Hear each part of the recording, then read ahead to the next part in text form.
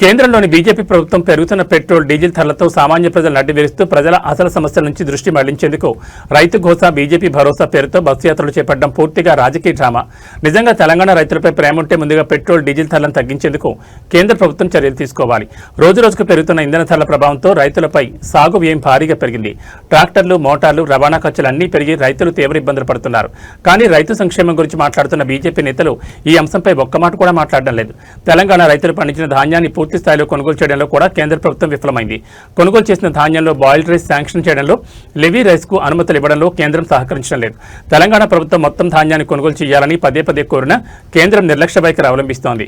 కేంద్ర ప్రభుత్వం కేవలం 53.73 లక్షల మెట్రిక్ టన్నుల ధాన్యం కొనుగోలుకు మాత్రమే అనుమతించింది. కానీ తెలంగాణ ప్రభుత్వం రైతులకు ఇబ్బందులు కలగకుండా 75 లక్షల మెట్రిక్ టన్నుల ధాన్యం కొనుగోలు లక్ష్యంగా ముందుకు సాగుతోంది. అదనంగా పండిన ధాన్యాన్ని కొనుగోలు చేయాలని రాష్ట్ర ప్రభుత్వం కోరినా కేంద్రం అనుమతి ఇవ్వలేదు.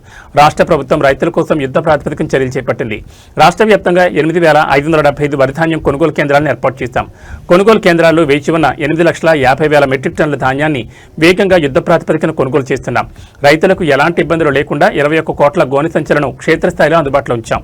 ఇప్పటి వరకు తెలంగాణ ప్రభుత్వం 51 లక్షల మెట్రిక్ టన్నుల ధాన్యాన్ని కొనుగోలు చేసి రైతుల ఖాతాలో 8,749 కోట్ల కనీస మద్దతు చెల్లించింది. ఎన్నికల సమయంలో రైతుల ఆదాయం రెట్టింపు చేస్తామని, 60 సంవత్సరాలు దాటిన రైతులకు నెలవారీ పింఛన్లు ఇస్తామని బీజేపీ ఇచ్చిన హామీలను ఇప్పటికే నెరవేర్చలేదు.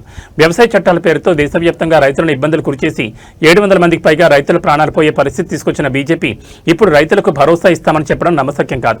బడా పారిశ్రామికవేత్తలకు లక్షల కోట్ల రూపాయల రుణాలను మాఫీ చేస్తున్న కేంద్ర ప్రభుత్వం రైతులకు మాత్రం నయా పైసా రుణమాఫీ చేయకపోవడం రైతు వ్యతిరేక విధానాలకు నిదర్శనం.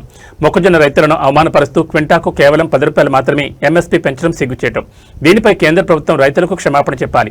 రైతన్నలు బీజేపీ నేతల పట్ల అప్రమత్తంగా ఉండాలి.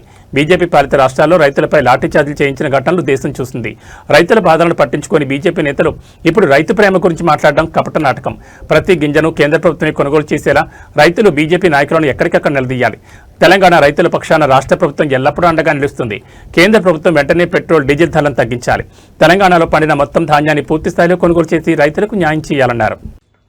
పెంచిన పెట్రోల్ ధరలు 10 రోజుల్లో 4 సార్లు పెంచి ప్రజల దృష్టి మరల్చడానికి రైతుల పేరు మీద యాత్ర చేస్తా ఉన్నారు బీజేపీ పార్టీ.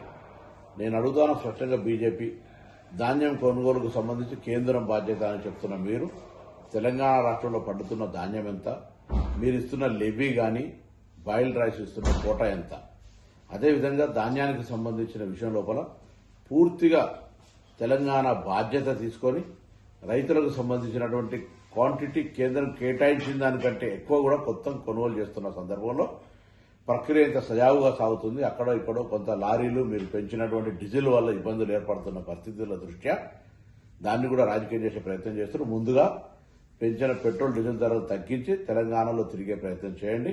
అదేవిధంగా ఈరోజు ధాన్యం కొనుగోలుకు సంబంధించి తెలంగాణ ప్రభుత్వానికి కేంద్రం నుంచి రావాల్సిన అన్ని రకాల సహాయ సహకారాలు అందించే ప్రయత్నం చేయండి. మీరు రైతు వ్యతిరేక ప్రభుత్వం, రైతులకు 60 సంవత్సరాలకి పెన్షన్ ఇస్తున్నారు, రైతులకు సంబంధించి అన్ని రకాలుగా సహకారం చేస్తానని ఒక్క మాట కూడా అమలు చేయకుండా ఈరోజు రైతు వ్యతిరేక ప్రభుత్వంగా కేంద్ర ప్రభుత్వం నడుస్తోంది.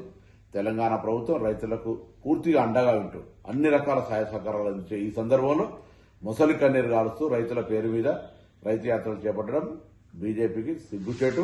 తప్పకుండా మేము మరి కాంగ్రెస్ పార్టీ తరఫున రైతులకు అండగా ఉంటాం, రైతులకు సపోర్ట్గా ఉన్నాం. భారతీయ జనతా పార్టీ పెట్రోల్ పెంపు ధరల దృష్టి మరల్చడానికి కొరకు మాత్రమే చేస్తోంది, రైతుల మీద ప్రేమతో కాదు.